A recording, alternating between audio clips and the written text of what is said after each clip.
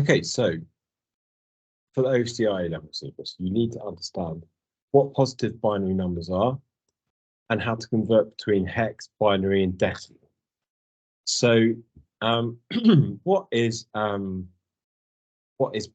Binary is a language that computers in their architecture understand inherently, because capacitors or transistors, whatever on a circuit board, can or in RAM or memory, they can hold a charge or they cannot. That is what a digital signal is.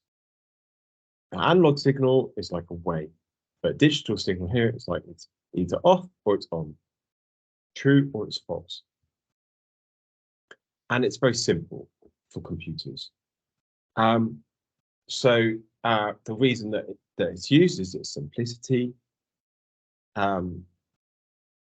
its reliability, it's less prone to errors. So it's easy to distinguish between different states, reducing the chance of misinterpretation.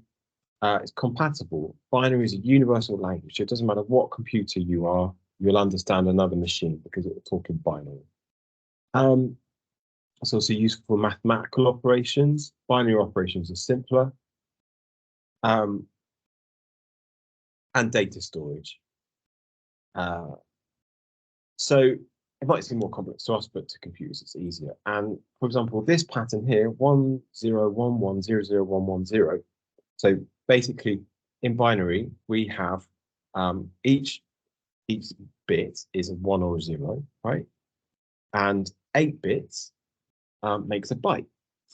Half a byte is a nibble, so 4 bits is a nibble. Important to remember that because they do use that in the language. So what can 8 bits possibly represent?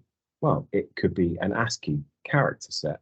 So that because that is actually a number. We'll come on to calculating that. And that number will represent a certain number in the ASCII character set. So whatever F is in ASCII is what that is. It could be a black and white pixel. So each pixel can be black or white, on or off, and you could use that to represent a certain 8 pixels, right? But it could also represent one color pixel for a 24-bit color image. So what do we need to know? We need to know about base 2, base 10, and base 16, which is hexadecimal. Binary is base 2. Why is binary base 2? Because we've got 2 inputs, 0 and 1. Why is our number system base 10? Because we've got 4 fingers and 2 thumbs, right? It's base 10. So we count 0, 1, 2, 3, 4, 5, 6, 7, 8, 9, and then it resets back to 0, but we add 1 to the 10 column, right? So just a little explanation of why decimal is decimal. Well, for this number 1123, we've got 1 in the thousands, 1 in the hundreds, 2 in the tens. So it's 10 times 2, 3 in the ones, 2 times 1. So add them all together, you get 1121. So why is this binary number? Why is that in binary? Because if you put, why is this number, sorry, why is that 24 in our number system, decimal number system? Because each column in binary is to the power 2 to the power of n. Just like with each column in our decimal number is 10 to the power of n. So n is the column number. So n starts at 0, then it's 1, 2, 3, 4, 5, 6, 7. So the first column is 2 to the power 0. Anything to the power 0 is 1. Then it's 2 to the power 1. Anything to the power 1 is itself 2. 2 to the power 4 is 4. 2 to the power 3 is 8. 2 to the power 4 is 16. 32, 64, 128. So same here. It'd be like 10 to the power 0 is 1. 10 to the power 1 is 10. 10 to the power 2 is 100, 1,000, 10,000, etc. So this binary number 11000, what does that represent in base 10? Well, we take the value in this column, 16, and we multiply it by whatever is there, either 1 or 0, so you get 16. And then 8 times 1, 8. So 8 plus 16. 4 times 0 is 0, 2 times 0 is 0, 1 times 0 is 0. So 16 plus 8 is 24. Hex. Hex is base 16. So this is a really useful table. Try and remember it. These are all the numbers up to 15 in binary. So, and in hex. Hex starts at 0, and up to 9 is the same as decimal. After that, when we get to 10, there's no 10, so you represent, 10 is represented as an A, and then B is an 11, C is a 12, D is 13, E is 14, F is 15. So if they ask you in the exam to convert A9 to hex, from hex into decimal, how are we going to do this?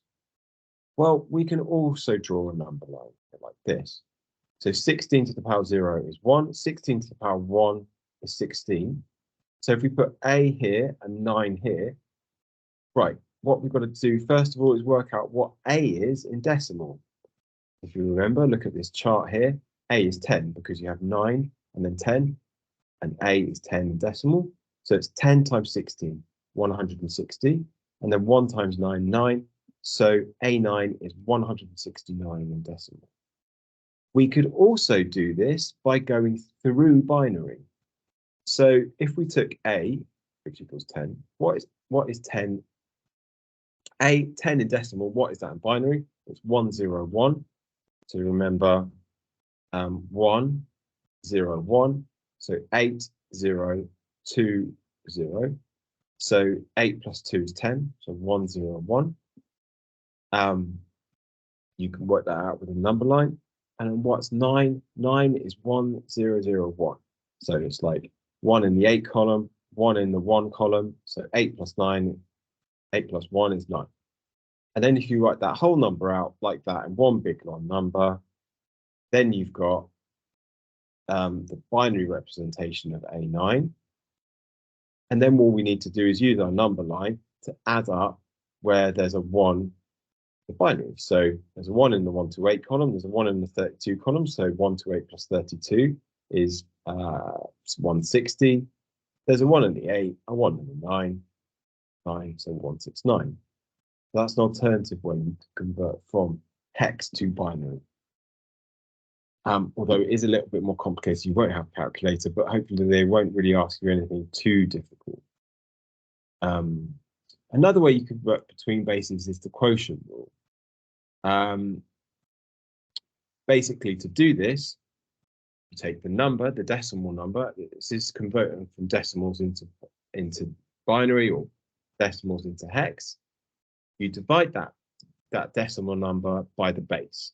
So if we want to convert 10 to binary, we divide it by 2. When we divide it by 2, we record the remainder of that division, well, it's 0, and then we record the quotient, which is 5. And then we keep repeating these steps until we get to a situation where the quotient is 0, i.e. the base doesn't go any times into the number that we're dividing by. Let's look at an example to explain this. So 25, how do we convert that into binary? Well, we divide by the base, 2. 25 divided by 2 is 12, remainder 1. So then we divide the quotient 12 by 2, it's 6, remainder 0. The quotient 6 by 2, 3, remainder 0. 3 divided by 2 is 1, remainder 1. 1 divided by 2 is 0, the quotient is 0, so we stop. And then we read back up here like this to get the binary number, and we get 11001. And then we put that on the number line from left to right, 11001. And you can check that that is 25 because 16 plus 8 plus 1 is 25. So have another look at this one. You read through the article, how to convert 77. There's also some practice questions coming up, such as these ones. So you need to go and practice converting these to binary using the quotient rule. You can also use the number line if you like, whatever you find easiest. Usually these questions only have about 1 mark on the exam. Right, how can we then use the quotient rule to convert to hexadecimal? So if we wanted to convert 80 decimal to hexadecimal conversion, how are we going to do this? Well, we're going to need to divide 80 by the base 16 because hex is base 16. 16 goes into 80 5 times, remainder 0. So our quotient is 5. 5 divided by 16, well, it goes 0 times, and our remainder is 0. Now, reading backwards up from the bottom to the top, what do we have? We have 50. So 50 is the hex for decimal number 80. Right, now it's your turn to practice. So look at this article in the link below and have a go at, well, firstly, the practice 1, and then have a go at practice 2, 3, 4, 5, and 6. All the answers are at the bottom. And then finally, there's some past paper questions at the bottom as well. So that is the different bases and how to convert between them. Important to know this. In the next video, we'll look at adding binary numbers, and we'll look at turning binary numbers into negative numbers and subtracting them. It's probably going to be 2 videos.